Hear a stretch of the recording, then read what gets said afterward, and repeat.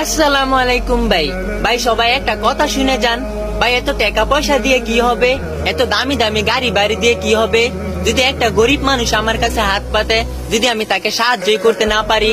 ভাই একটা গরিব মানুষ তো কম দুঃখে মানুষের কাছে হাত পাতে না। ভাই জানেন, মানুষের মৃত্যুর পরে কিছুই থাকে না, তিনটা জিনিস থাকে। তার মধ্যে একটা হলো সদকায়ে জারিয়া, মানুষকে দান করা। ভাই আমরা তো কত দিক দিয়ে টাকা পয়সা খরচ করে ফেলি। ভাই চলেন না মানুষকে দান করি। ভাই দান করলে আল্লাহর গুসা ঠান্ডা হয়, দান করলে বালা মুসিবত দূর হয়। সুবহানাল্লাহ। ভাই চলেন না গরিব মানুষদের দান করি। ভাই গরিবদের ব্যাপারে নবীও বলেন, গরিব মানুষ ধনী মানুষের 500 বছর আগে জান্নাতে যাবে যদি সে আল্লাহর হুকুম মতো চলে। সুবহানাল্লাহ। ভাই চলেন গরিব মানুষদের সহযোগিতা করি, গরিব মানুষদের মহব্বত করি। আল্লাহ তুমি আমার সকল প্রিয় ভাই বোনদেরকে দান করার তৌফিক দিও, আমাকেও দিও। আমিন।